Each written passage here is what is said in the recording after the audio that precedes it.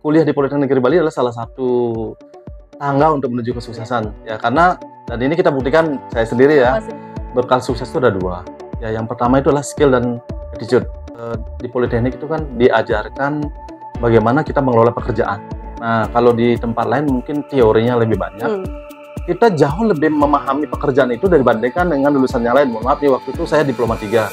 Tapi saya bersaing dengan lulusan S1, S2 itu saya bisa nyalip mereka secara karir.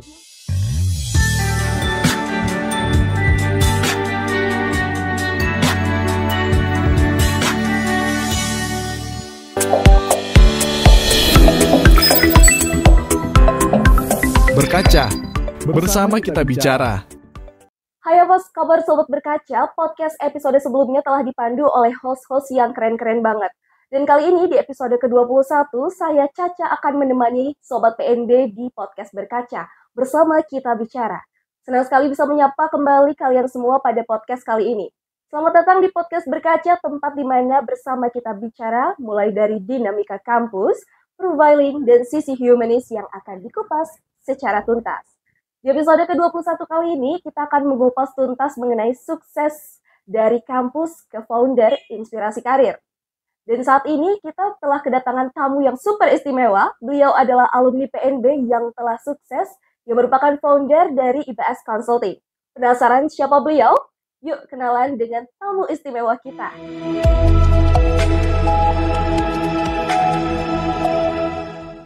Swastiastu Bapak. Swastiastu. Oke Bapak, bisa diperkenalkan dulu untuk pendengar dari podcast Berkaca, bagaimana nih profil Bapak? Baik, terima kasih diberi kesempatan untuk mengisi podcast hari ini. Perkenalkan saya Ide Bagus Wadmaya, biasa dipanggil Pak Bagus. Jadi saya alumni tahun 1997 dari jurusan akuntansi. Jurusan akuntansi ya Pak ya? Ya. Oke, bisa diceritakan nggak nih Pak perjalanan Bapak dari bangku kuliah di Poltek hingga menjadi seorang founder IBS Consulting? Dan apa sih Pak motivasi yang mendorong Bapak untuk memilih berkuliah di Politeknik Negeri Bali? Apakah sejak awal sudah ada visi atau misi, sudah ada berkarya di bidang konsultasi seperti ini Pak? Oke, baik. Jadi singkat cerita itu biasanya pada umumnya kan mahasiswa yang kuliah di Politeknik Negeri Bali itu sebelum wisuda itu harapannya pasti sudah diterima di tempat kerja. Nah, sama juga saya mengalami sebelum wisuda saya sudah diterima di salah satu perusahaan multinasional. Jadi saya diterima sebagai di staf accounting dulu, kemudian meniti karir 2 tahun. 2 tahun diangkat jadi supervisor, kemudian meniti karir berikutnya jadi asisten manajer accounting, kemudian di promosi berikutnya jadi manajer auditor. Kemudian dapat promosi lagi, dipegang area Bali Nusra untuk divisi marketingnya. Kemudian selanjutnya saya ke bagian Research and Business Development. Nah, setelah berkarir selama kurang lebih 18 tahun, akhirnya jiwa entrepreneur saya tumbuh gitu, bahwa kita ini harus naik level terus dalam setiap kehidupan. Nah, setelah cukup menimba ilmu, pengetahuan, dan pengalaman di bidang karir, akhirnya saya memutuskan untuk mencoba dengan skill apa yang saya miliki, mengembangkan diri untuk menjadi seorang entrepreneur. Akhirnya saya putuskan dengan bekal sertifikasi konsultan pajak yang saya miliki, akhirnya saya memberanikan diri seorang diri untuk membuka kantor IBS Consulting. Nah, itu pun hijrahnya dari proses bekerja menjadi founder IBS Consulting itu pasti ada pergulatan batin yang panjang ya, karena bagaimana kita udah di dalam zona nyaman, kita berkarir dan sudah posisi yang sudah bagus, mapan, dan kita beralih ke menjadi seorang pebisnis ya sendiri. Tentunya pasti ada stres yang berbeda. Tapi apa yang didapatkan di Politeknik itu yang membekali tekad kita ya, karena dulu kita di waktu kuliah itu diajarkan bagaimana kedisiplinan ya, kemudian juga yang membuat bekal saya kesuksesan di karir dan juga memberanikan diri di bisnis ini adalah Di mana dulu waktu saya kuliah di Politeknik, saya juga aktif di bidang kemahasiswaan. Saya pernah menjadi ketua HMJ. Ketua HMJ. Nah, jadi tahun itu, nah dari situ banyak sekali yang saya dapatkan adalah bagaimana kita bukan hanya pinter secara akademik, ya, tapi juga kita harus mempunyai suatu eh, personal yang Yang bagus. bagus ya dari sisi attitude-nya kita, karena dengan kita melatih kepemimpinan di HMJ dulu, kita punya bekal banget bagaimana mengelola tim, bagaimana kita bernegosiasi, bagaimana kita menyusun suatu kegiatan, dan itu menjadi bekal ketika kita berkarir, karena ketika kita bekerja juga kita harus berani di depan untuk kalau kita pinter sendiri nggak bisa transformasi ke orang lain, itu juga nggak susah kita sukses. Jadi dengan pengalaman-pengalaman organisasi itu juga sangat menjadi bekal untuk sukses. Ya, kemudian juga ketika meniti karir, memutuskan punya kantor sendiri juga itu ada bekal juga bahwa dengan kita terbiasa mengorganize sesuatu kegiatan dan juga proposal, bernegosiasi. Nah itu akhirnya terbawa ketika membangun perusahaan sendiri. Sisi kreativitas dan inovasi itu yang penting sekali. Sehingga sampai saat ini ya boleh dibilang, kalau dibilang sukses sih saya belum ya di EBS Consulting, tapi saya merasa dengan 7 tahun berkarir di dunia konsultan pajak sih ya cukup lah. Cukup ya Pak ya. Ya. Berarti kita tidak hanya pintar akademik tetapi juga pintar berorganisasi. Harus adanya leader gitu Pak ya. Jiwa kepemimpinan supaya membangun organisasi suatu ini supaya lebih dalam tim itu supaya lebih terikat ya Pak ya. Oke, kan setiap perjalanan ini pasti adanya momen-momen penting ya Pak ya. Dah, momen apa yang paling berkesan selama berkuliah di PNB Pak? Yang menurut Bapak ini sangat membantu dalam perjalanan karir Bapak. Momen yang mungkin ada berkesan gitu, paling berkesan. Yang paling berkesan itu ada 2 saya selama di Politeknik Negeri Bali. Yang pertama itu adalah ketika waktu pertama kali masuk di Politeknik Negeri Bali, itu memang sudah waktu tahun 90-an itu kan terkenal sekali bahwa ospek di Politeknik Negeri Bali itu paling terkenal di seluruh kampus di Bali. Dan jadi orang waktu itu ketika masuk ke situ harus sudah punya kesiapan mental bahwa kita akan didisiplin. Dan itu momen ospek yang selama 1 minggu kita di kampus, kemudian dilatih disiplin, kemudian dilatih bagaimana kita mengelola diri kita sendiri dari bangun sampai selama 24 jam kita dibimbing dengan materi dan sebagainya, transfer knowledge juga dari senior-senior yang dulu, dari alumni-alumni. Nah itu saya program yang bagus, dan setiap kali kita ketemu dengan teman-teman, pasti obrolan itu sepanjang tahun loh. Saya sudah alumni berapa lama, ketika ketemu pasti obrolannya masih seputar ospek itu gitu. Jadi membekas sekali itu. Membekas sekali, sehingga ya mungkin dunianya berbeda kalau sekarang ospek sekarang dilakukan mungkin banyak protes dan sebagainya, terlalu serem. Kalau menurut saya sih itu benar-benar menjadi modal ya khususnya dari sisi disiplin, manajemen waktu, kemudian bagaimana bekerja sama dalam tim. Nah itu sampai membekas sampai sekarang. Gitu. Berarti kedisiplinan itu sangat penting ya Pak ya. Karena memang Poltek tuh sekarang kayak disiplin banget, harus jam 7 udah datang. Ya itu yang nggak dimiliki di kampus-kampus lain kan. Jadi kemudian momen yang kedua itulah ketika saya waktu itu dari sisi akademik, meskipun dengan kesibukan di waktu ketua HMJ dan juga kesibukan dari sisi karena saya juga mulai freelance waktu itu di waktu kuliah di Politeknik, saya juga freelance sudah menghandle beberapa perusahaan. Jadi sepulang Sabtu Minggu atau setelah kuliah mengerjakan. Nah itu saya juga masih di sisi akademik bisa menjadi lulusan terbaik juga di akuntansi tahun itu. Berarti time management Bapak ini bagus banget ya Pak ya? Karena sudah HMJ terus bisa freelance lagi di berbagai perusahaan ya Pak ya tepatnya. Dan sekarang sudah mendirikan IBS Consulting yang tersendiri lagi. Oke Pak, bagaimana sih Pak pendidikan di Politeknik Negeri Bali ini mempersiapkan Bapak menghadapi tantangan nih di dunia kerja? Menurut Bapak sendiri, apa keunggulan utama dari sistem pendidikan vokasi dibandingkan dengan pendidikan akademik lainnya nih yang ada di Bali tentunya? Yang membedakan itu pada dasarnya adalah di Politeknik itu kan diajarkan bagaimana kita mengelola pekerjaan. Nah kalau di tempat lain mungkin teorinya lebih banyak.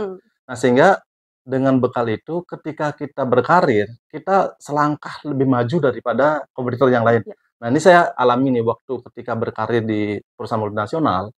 Waktu itu dengan bekal praktek yang muatannya lebih besar.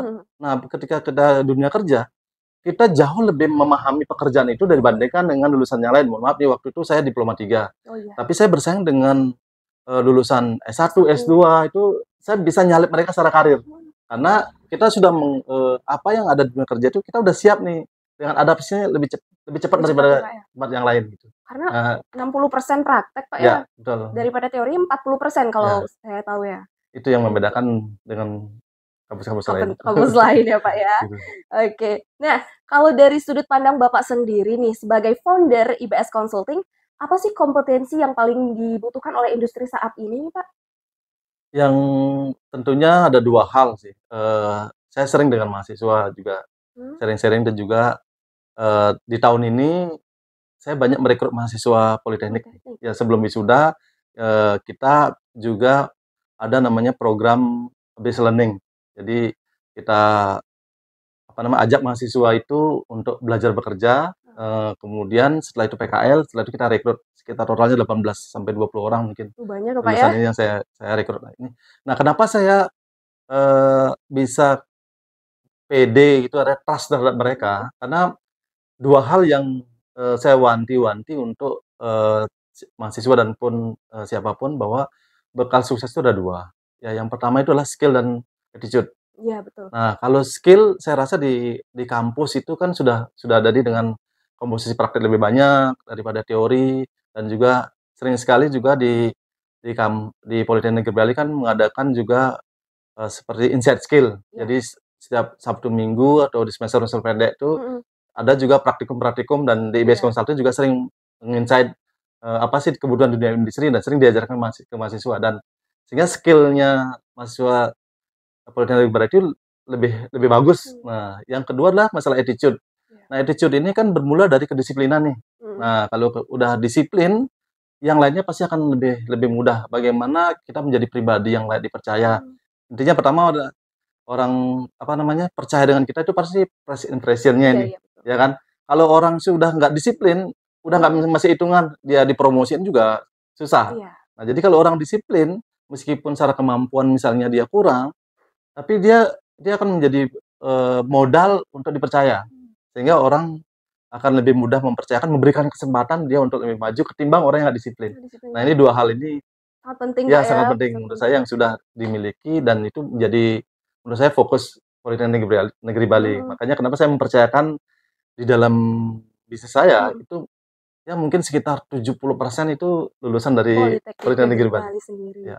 Berarti emang kedisiplinan itu sangat penting, Pak ya, apalagi kepercayaan kita first impression. Masa baru pertama kali sudah membuat first impression yang buruk gitu, Pak ya. Betul. Oke. Nah, Pak, bagaimana sih nih, Pak, kalau lulusan vokasi ini khususnya dari PNB bisa bersaing di tengah kan dinamika transformasi digitalisasi yang keterampilan apa saja sih, Pak, yang wajib harus dimiliki Gen Z seperti saya dalam bisnis Bapak ini? Seperti apa, Pak? Sekarang kita bicara Gen Z, nah kan banyak orang takut nih merekrut Gen Z nih. Nah, Gen Z karena katanya swing mood-nya, banyak mental health-nya kan gitu, problem-problem itu. Nah, sebenarnya Gen Z ini kan keunggulannya di teknologi nih. Nah, ini sebenarnya teknologi ini kan bisa dimanfaatkan juga untuk skill-skill yang mendukung karir berikutnya. Contoh nih sekarang pentingnya ini kita adalah link. Nah, kalau misalnya sekarang kita punya media sosial nih, follower kita banyak, kenapa kita nggak gunakan sebagai hal-hal positif? Nah, jadi misalnya kalau misalnya saya nih seorang mahasiswa akuntansi nih, jadi dengan media sosial itu kenapa kita nggak buat konten-konten apa yang di kuliah kita dapatkan, sehingga itu menjadi modal ke depan. Saya ini dikenal sebagai basic, punya skill di sisi akuntansi dan pajak. Jadi orang lain ketika ada teman-teman kita tamat, dia memimpin suatu perusahaan pasti ingat dengan kita, skill kita seperti apa. Nah, jadi teknologi informasi itu digunakan sebaik mungkin di media sosial, kekuatannya kan. Kemudian dari sisi lagi-lagi attitude nih. Kadang sekarang merekrut di dunia usaha, orang merekrut karyawan juga mereka akan searching dulu. profiling di media sosialnya mereka, gimana attitude-nya mereka Iya, iya. di media sosial bagaimana nih. Jangan-jangan oh dia suka curhat di media Apa, sosial, iya. suka ngeluh kayak gitu kan. Itu mengurangi daripada apa namanya trust ya untuk Iya, iya. dipercaya gitu. Nah itu Gen Z itu harus ya gunakan media sosial itu mungkin dari penelitian menyatakan 8 jam kita habiskan di Iya, ini ya betul, di Kak. handphone ya. Nah, coba itu digunakan untuk ngupgrade skill. Ya. Ya, jadi luangkan waktu pagi misalnya kalau pengen mendalami masalah entrepreneurship, ya cari kita follow akun-akun yang Akun yang yang memotivasi kita untuk jadi apa namanya berkembang di entrepreneur Iya. kan. Kemudian kalau kita pengen pajak, ya udah ikutin pajak ke akunnya, pajak. ya. Apalagi yang menjadi orientasi cita-cita kita, itu kita fokusin di media sosial. Kita jadi gunakan Media sosial ya media sebaik sosial mungkin ya, Pak, ya. sebagai untuk penunjang karir Penunjang kita, karir. bukan sekedar untuk mengeluh ya. Iya, betul, Pak. Kita sekedar posting makanan, Makanan, udah healing. Instagramable banget Ya. gitu, Pak, ya. Nah, berarti kan personal branding ini sangat penting, Pak, Ya. ya. Tapi nggak hanya personal branding, attitude yang Bapak tadi Ya. bilang, kedisiplinan, kepercayaan itu. Tapi kan banyak nih, Pak, ya mahasiswa yang emang personal brandingnya bagus, tapi di belakang layarnya beda lagi. Nah, kan banyak seperti itu. Tapi Ya. kita harus memanfaatkan teknologi dengan baik. Karena sekarang nih banyak yang namanya AI gitu, Pak. Betul. Artificial Intelligence. Itu banyak sekali positifnya dan banyak sekali juga ada negatifnya Ya. juga. Nah, Pak, bagi Bapak sendiri nih, Pak, ya, menurut Bapak program studi di PNB ini sudah sesuai belum dengan ketentuan pasar kerja? Apa sih saran Bapak agar lebih relevan lagi? Dan bagaimana IBS Consulting sendiri melihat potensi Politeknik sendiri? Sebagai seorang founder, Bapak ini kan pasti melihat banyak sekali profil karyawan. Apa yang biasa menjadi keunggulan khas dari Politeknik Negeri Bali dibandingkan dengan akademik lainnya nih, Pak? Baik, yang membedakan mahasiswa Politeknik Negeri Bali dibandingkan yang lain kalau saat kita interview ya, itulah dari sisi komunikasi, communication skill-nya ya. Communication skill-nya karena mungkin di sistem pendidikannya itu yang menunjang mungkin sering ada diskusi, kemudian juga presentasi. Nah, tugas-tugas seperti itu kan sering dari sisi praktek, bagaimana mengaktualisasikan teori dalam suatu praktek. Nah, itu menjadi nilai plus tersendiri di lulusan Politeknik Negeri Bali. Kemudian terkait dengan program studi, sekarang kan saya lihat perkembangan di Politeknik Negeri Bali kan sudah mengikuti perkembangan yang sudah ada. Sekarang ada juga pengembangan di sisi kalau nggak salah ada jurusan IT juga ya sekarang ya, IT. Saya rasa sih sudah relevan dengan perkembangan sekarang. Tinggal bagaimana mahasiswa Politeknik Negeri Bali ini saya lihat tuh masih ada hal yang perlu ditingkatkan adalah terkait dengan sisi bahasa Inggrisnya. Oh, bahasa, iya, Pak, Bahasa betul. Inggrisnya. Jadi kadang di tempat kami pun kita kadang merekrut alumni Politeknik Negeri Bali itu kita pengen mengembangkan khusus untuk perusahaan modal asing. Nah, kita interview gitu kita tanyakan gimana apa namanya pede nggak dengan untuk berbahasa asing gitu. Nah, saya coba kita gali tersebut. Nah, kepercayaan diri itu saya rasa masih kurang. Nah, itu perlu ditingkatkan terkait dengan kemampuan bahasa asingnya. Mungkin kalau di sisi akuntansi sudah bagus. Sekarang kan berkembang banyak perusahaan modal asing di Bali khususnya ya. Dengan perkembangan pariwisata, investasi di sisi overtourism itu kan harus kita lihat sebagai peluang juga gitu loh. Di sisi alumni Politeknik Negeri Bali itu menganggap sebagai peluang sehingga harus mengupgrade daripada sisi kemampuan sendiri, Pak, ya. Ya, karena bahasa asing ini sangat penting sekali sekarang, Pak, ya. Di mana-mana juga sangat penting. Oke. Nah, mungkin Bapak ada pesan untuk lulusan SMA dan SMK yang masih ragu memilih Politeknik Negeri Bali sebagai masa depan mereka gitu, Pak, jenjang pendidikannya. Apa pesan Bapak? Kalau saya untuk rekan-rekan ini ya, yang mau tamat SMA, tergantung sekarang kita kalau pengen apa tujuan kita. Kalau mau tamat langsung kerja, ya udah Politeknik Negeri Bali. Maupun kalaupun pengen jadi entrepreneur pun sekalipun, itu bisa juga kuliah di Politeknik Negeri Bali adalah salah satu tangga untuk menuju kesuksesan. Ya, karena menjadi berkarir dengan bekerja atau menjadi entrepreneur dengan kuliah di Politeknik Negeri Bali sudah cukup modalnya. Dan ini kita buktikan saya sendiri ya, Bapak sendiri. apa namanya, dengan kuliah di Politeknik Negeri Bali, sebelum selesai kuliah, sebelum sudah kita dapat kerja, kemudian juga ada banyak kemudahan-kemudahan dari sisi karir dengan bekal yang didapatkan waktu kita kuliah. Jadi jangan ragu untuk kuliah di Politeknik Negeri Bali. Iya, karena sudah terbukti ya Iya. Bapak, lewat Bapak sendiri sudah menghasilkan perusahaan IBS Consulting sendiri. Oke Pak, bagaimana nih Pak Bapak menginspirasi mereka untuk percaya bahwa pendidikan vokasi adalah jalur yang efektif menuju kesuksesan Pak?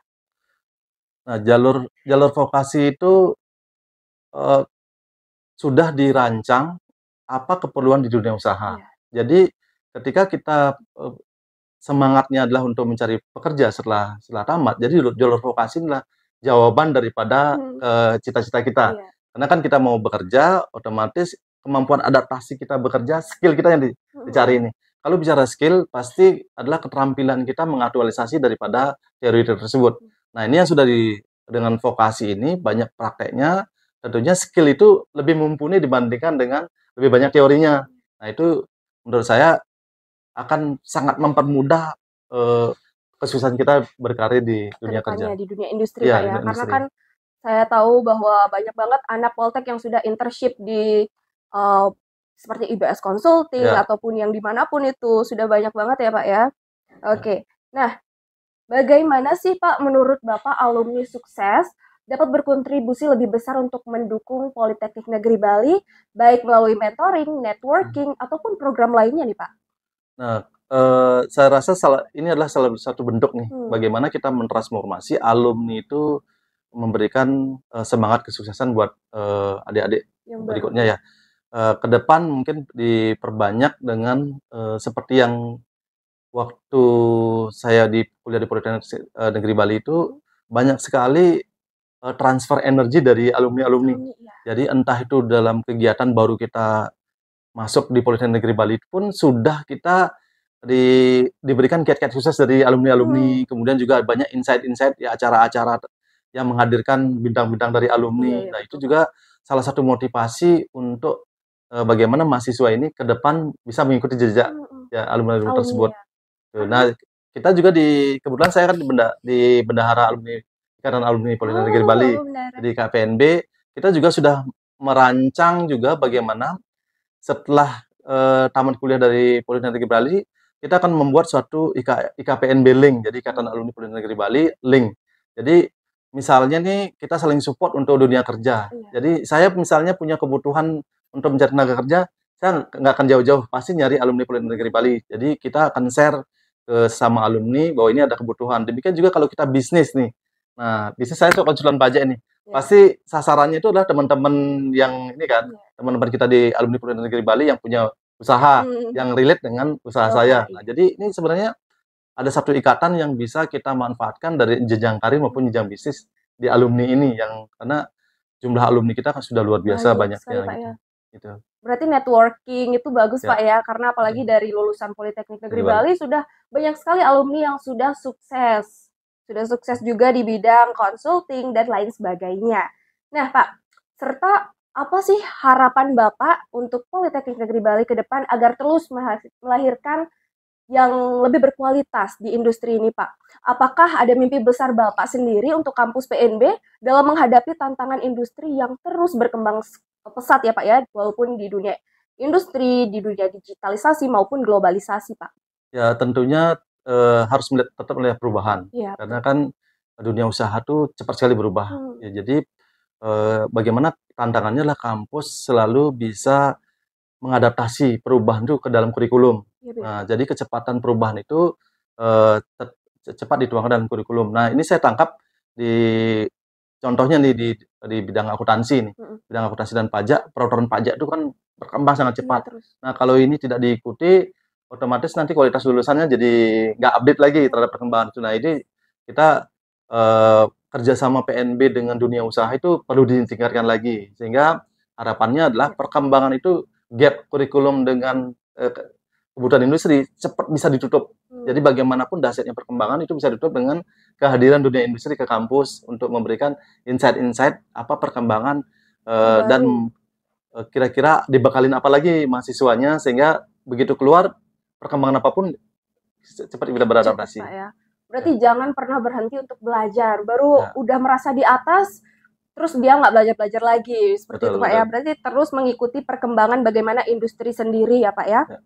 Sebagai penutup nih, Pak, apa sih quotes keren dari Bapak yang ingin disampaikan kepada Sobat PNB yang sedang menonton podcast ini, Pak? Apa nih, Pak? Quotes keren dari Bapak founder IBS Consulting. Kalau quotes saya itu, jadilah pribadi yang layak dipercaya. Jadi kalau kita mau jadi pribadi yang layak dipercaya, pasti kita harus membekali diri kita. Satu dari sisi, balik lagi, skill. Kalau kita mau dipercaya, kan kita harus punya kemampuan nih. Ya, kita nggak mungkin dipercaya kalau nggak ada punya kemampuan. Kemudian juga dari sisi attitude kita. Kita nggak mungkin dipercaya kalau kita nggak jadi pribadi yang jujur, nggak jadi pribadi yang humble, tidak jadi pribadi yang nggak disiplin. Nah itu, jadi kuncinya adalah jadilah pribadi yang percaya. Prinsip saya itu adalah dimanapun kita harus memberikan value. Jadi kalau kita berkarir jadi administrasi, kita memberikan value di situ, kita menjadi yang berbeda. Ya, jadi kita harus pribadi yang percaya, akhirnya kita naik jabatan lagi. Saya dalam berkarir begitu. 2 tahun ini saya harus jadi pribadi yang percaya, harus naik kelas lagi. Sehingga ya puji syukur karir itu terus naik dan akhirnya bekal dengan kepercayaan dipercaya orang. Dan sekarang pun di konsultan pajak apalagi nih. Bisnis ini sangat sensitif terhadap kepercayaan nih. Sekali nggak dipercaya, bubar usaha kita. Nah jadi motivasi itu yang harus menjadi pribadi yang dipercaya itu menjadi modal sendiri. Karena bisnis konsultan pajak ini adalah modal utama adalah dipercaya. Modal percaya, Pak, ya. Percaya. Jadi klien itu harus percaya ke kita. Iya, betul. Gimana kalau klien percaya dengan kita? Tentunya adalah kualitas pekerjaan, kualitas hubungan, dan kualitas bagaimana memberikan solusi ke klien-klien kita. Nah itu balik lagi skill dan kemampuan kita terhadap bagaimana kita mengadaptasi terhadap kebutuhan-kebutuhan dan update terhadap apa yang terjadi saat ini. Oke. Gitu. Berarti bagaimana cara kita mempersonal brandingkan diri kita, tapi sesuai dengan diri kita sendiri, tidak melakukan hal-hal yang tidak diinginkan lah ya, tidak, walaupun first impression itu harus tetap adanya kepercayaan dan harus ada motivasi dari dalam diri sendiri. Rugi motivasi dari orang lain, tapi kita tidak menyerapnya dengan baik ya, Pak, ya. Oke, Pak, terima kasih sudah berbincang-bincang dengan saya sebagai mahasiswi Politeknik Negeri Bali tentunya, dan Bapak sangat menginspirasi saya yang sangat luar biasa quotes-nya, Pak, ya, tentang motivasi, attitude, dan kedisiplinan. Nah, bagi Sobat PNB yang ingin join ke PNB maupun dari anak SMA, SMK yang mau datang ke PNB, dan juga mau berkuliah di PNB, buruan kalian kuliah di Politeknik Negeri Bali karena sudah banyak alumni Politeknik Negeri Bali yang sukses dengan perusahaan-perusahaannya sendiri. Oke, jangan lupa subscribe dan follow akun medsos Politeknik Negeri Bali untuk mengetahui informasi seputar kampus. Berkaca, bersama kita bicara.